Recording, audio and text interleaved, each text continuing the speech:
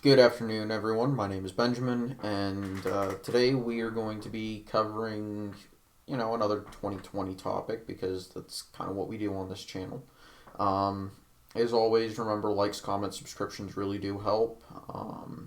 I greatly appreciate them, and well, let's go ahead and talk about why I have this map up here. And I kind of want to talk about the floors and ceilings for both Biden and Trump. And we're going to go with Trump first because, well, I mean, why not? And maybe I'll talk about what I think a true landslide for each candidate might look like if there could be one. I don't think we'll see an actual landslide, but this is what I think Donald Trump's ceiling is in a realistic situation, basically, where nothing unique, super unique happens. This is where I think it'd be. I don't think the final margin in the national popular vote is going to be more than about 3 or 4% either direction. Maybe 5 in a few instances, but this would be Trump's ceiling. Even with that, maybe you could talk about adding Virginia, maybe New Mexico, but that's a big maybe.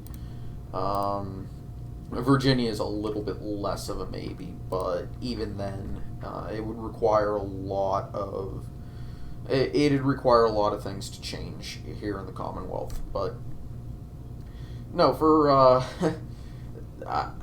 I think this is a reasonable ceiling to say Trump could get. I think Colorado's slightly more amenable to flipping than, say, Virginia is at this point.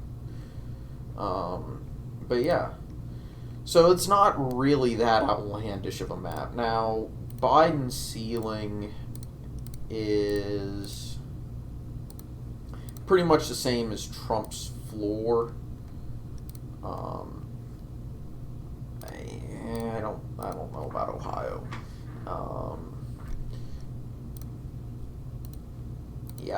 This is pretty much where I currently have Trump's floor. Maybe you could talk about North Carolina. I'll go ahead and throw it in just for argument's sake. And this is just, it's a map. And yeah, I could see a map similar to this happening. This is what I would consider Biden's ceiling to be. Of course, Trump's floor. Simply because I think the dynamics are there that in a very good year for Biden, he could pick up Arizona, maybe North Carolina. I think Ohio and Iowa are just becoming a bit too red.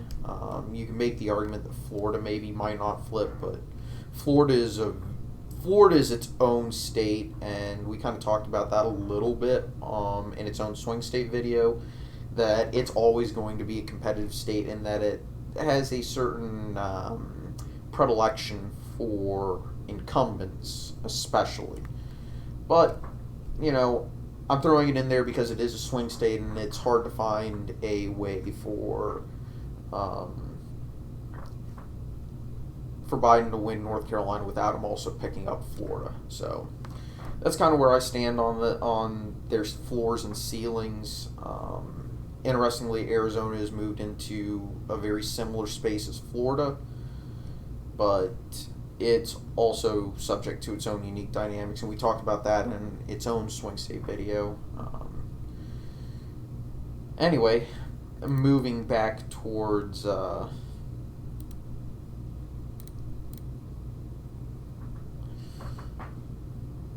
what a landslide could look like. Let's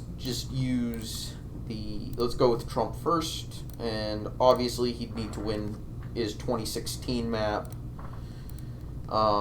The next state that I would expect him to pick up would actually be Minnesota, because it was Minnesota or New Hampshire. Probably New Hampshire, just because the raw vote total was closer, even though the percentage was closer in Minnesota. It was like 2,000 votes in New Hampshire, and Minnesota was, yeah. After that, I would have to say I don't think Nevada is that is Nevada would probably be the next one, simply because it was also extremely close, but I'm not sure it's swingy enough. But then again, there's a lot of people who didn't vote, and there's a lot up in the air with that one. So I'm just going to be safe and say, yeah, Nevada, simply because it was closer. And then Colorado or Virginia, I'd probably say Colorado. Virginia would more than likely be next.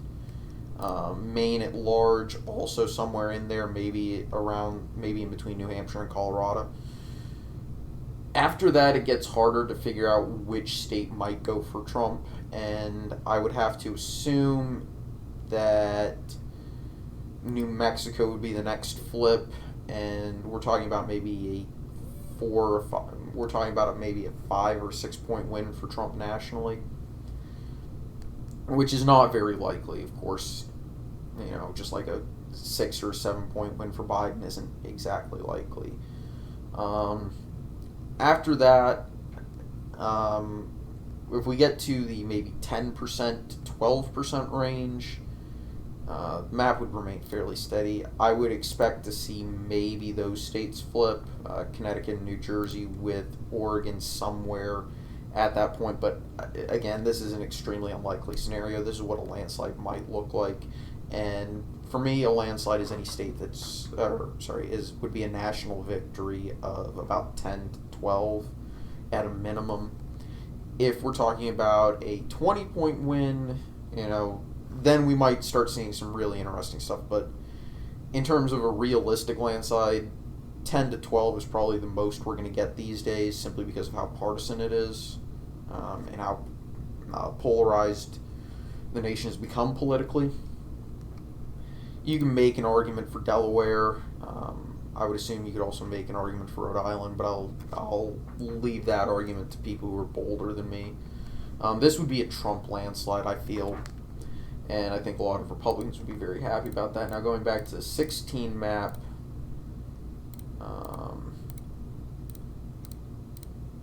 oops,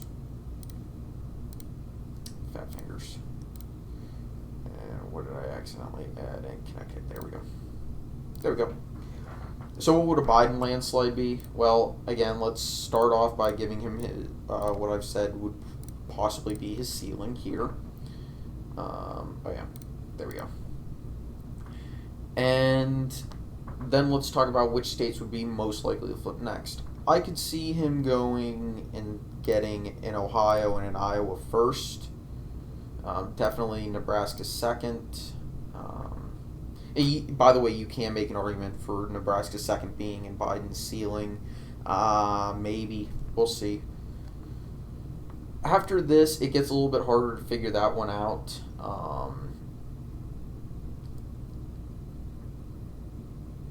I'd probably say...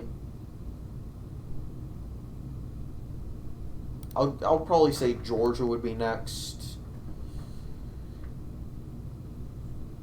And then Texas.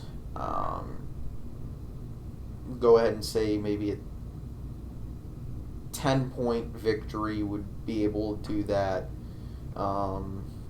And if you're talking about 12, you could make the argument that maybe an Indiana or a Missouri could flip, but I'm skeptical about those two states, or really anything else. Maybe you can make the argument for Montana. Now, as you can tell, this also puts Biden over 400 electoral votes, and that's the thing. It's easier for Democrats to get more than 400 electoral votes than it is for Republicans to get 400 electoral votes. And if we want to talk about an electoral college landslide for the Republicans, which I would say is anything over 400, I'm struggling to actually find a road to get that 400 for Trump. See, he would need Washington, he would need Connecticut and New Jersey. Almost certainly need Delaware. Okay. And still, he's still 2 votes shy.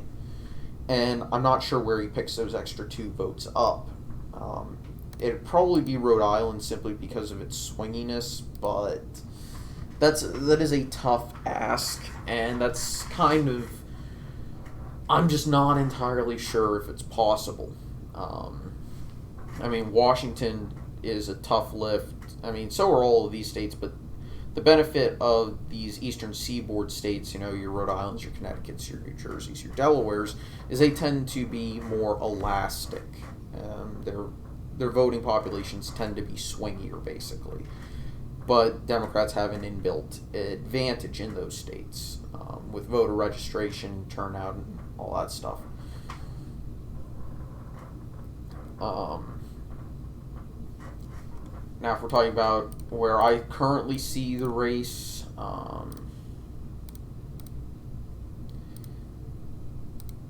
we'll go ahead and put that up there before I call this a video.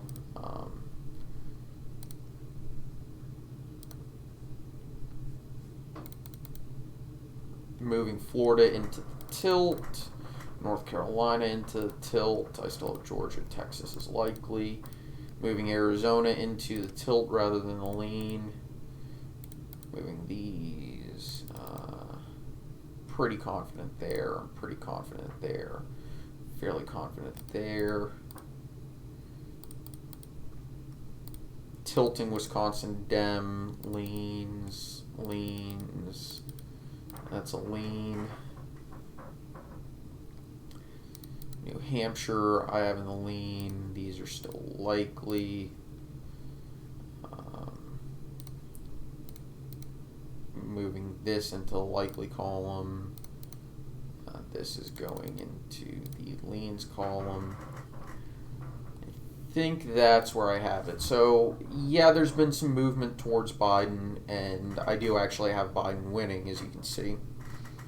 And part of that's because of a lot of polling data that's come out, and, I know a lot of people are going to say, don't trust polls. Well, polls actually did a decent job in 2018, and they weren't terrible in 2016. As a matter of fact, the national polls got it mostly correct.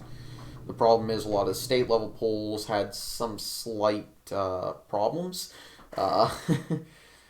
And there was really only a few states where they had real problems. Oh yeah, I should probably also put that into the leans column. And it's not that I don't think Donald Trump can't win. I think he should be favored under most circumstances. I'm just seeing this, a lot of his press conferences during this pandemic is kind of hurting him somewhat, even though he's definitely getting a little bit of help from being in the national spotlight so much. He is kind of not. He has a rally-like persona during these press conferences, which I don't think that's going to help him out with the types of voters he needs to win. He needs to appear a little more nuanced. He needs to kind of stay on message a little bit more. Needs to do stuff kind of like when he's giving his State of the Union address, basically, which I think most people could agree was a very good thing for him. His State of the Union address was actually extremely well done, and that's the way he needs to be handling these coronavirus press conferences. But, it is what it is. I can see arguments for putting Biden ahead in Arizona and Florida and even North Carolina. But for right now, this is what I feel comfortable switching in order to, make the map a reasonable prediction and all that. But, yeah. Trump does need to be careful. But, the interesting thing is his campaign seems to be making all the right moves. The problem is Trump himself is not, at least in terms of speaking and presenting himself to the voters. His base is extremely loyal, so I think they'd move with him if he decided to try and pivot a little bit towards the center and try and moderate his tone a little bit. He can keep certain parts of his policy goals and even a slight bit of his uh,